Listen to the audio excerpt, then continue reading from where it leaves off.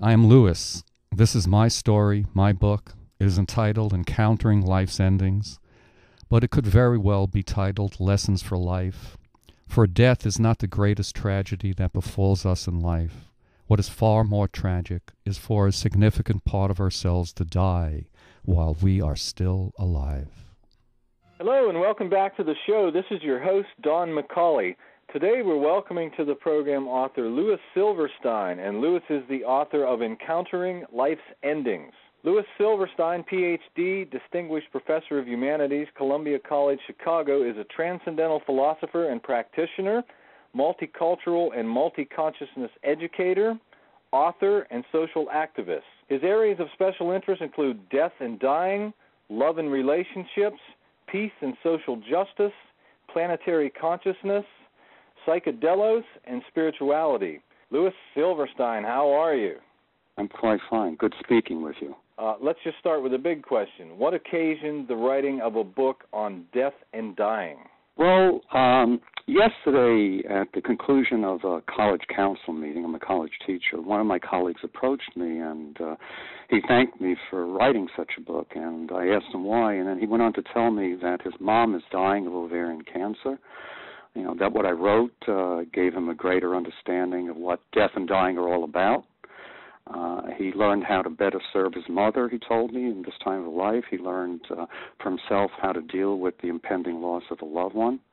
And he also said there were words in the book that taught him to grieve in such a manner that he would remember his mother not so much in sorrow, you know, but with someone who is still with him and a guide as his life goes on.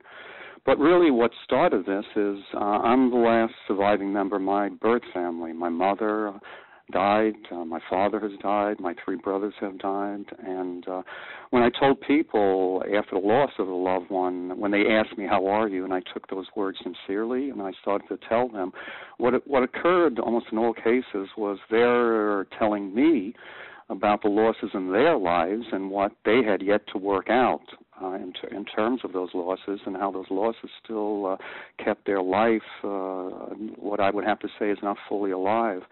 So I realized that based on my experience, I had so much to offer other people in helping them work through this subject.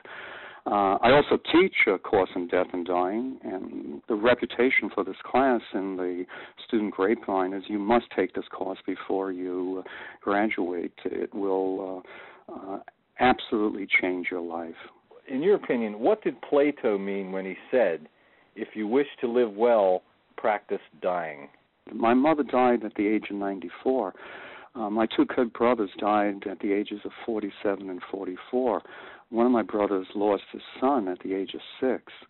And there was always a sense that there's another day to tell people I love you. There's another day to share with others what makes them so precious in your life. There's another time to, you know, inform others of what you really want to have happen in your lives. And unfortunately, or, you know, unfortunately, at the same time, fortunately, this past weekend, my wife's mother passed. And there's a lot of sadness there. There's no question about it. But my wife and I looked at each other. I'm close to 70. My wife is in her 60s. And we said, you know, we really only have maybe another 10, 15 good years in our life, and let's take this occasion, given that Gloria has passed, to say, how do we want to go about living our lives? But not just in the future, but right now at this moment, because who knows what will happen. So taking these words of Plato really says that life is so precious, it's the wealth of our lives, and live every moment with full intensity, because who knows what tomorrow will bring, and even if there will be a tomorrow. Now, why is your book entitled Encountering Life's Endings? Because the truth of the matter is, death and dying occurs, or the typical understanding of death and dying, the common understanding is that that's something which occurs at the end of one's life. You know, when we're about to move into another realm of passing. But the truth is, during our entire lives, there are life's endings. When we leave childhood, we're going from one passage of life to another realm of life.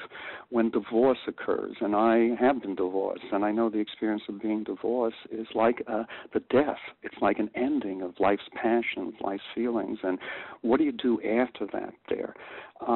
When there are things in our lives that we need to let go of, hurts, pain, sorrows that we carry with us from what I call debts in early parts of our lives. And unless we process that, unless we let those debts pass on, we will not have space within us to let the life that still confronts us, that we still can live, to come into our lives. So it's really dealing with life's endings, deals with all the times in our lives when something momentous about us is gone and we need to move on, and unless we leave the past behind and move on, we will be continually living in the past and not live filled with life. Well, letting go is a concept that plays a very prominent role in virtually all of the stories contained in your book. Now, can you elaborate? What do you really mean by letting go? Does that mean just forgetting it? No, it doesn't mean forget, because the truth of the matter is we human beings are like computers. If you go on a computer and you press on this, a link comes up. And what that link that comes up is something in the memory, of the Internet that's always there, but you're not necessarily aware of it at this present moment. Everything that has occurred in our lives is in our unconscious. It's there. And in many cases, the unconscious filters into the conscious. So as I tell my students in my class, let's talk about some of the things in your life that's happened in the past that affect you profoundly now, that still hurt you, that still have pain. And as we talk about it, they come to realize that they're processing this right now in their lives. When they were younger, when their hearts were opened up, for example, to their parents, the parents rejected them, they learned to close down, not to open their hearts to other people. So I use means, both in the book but also in my classes, to let people re-experience what has occurred in the past, work that out, process that through, so that they can once again live in the present with open hearts, open bodies, open minds, to take in all the good that others wish to offer them now. That's a really great observation.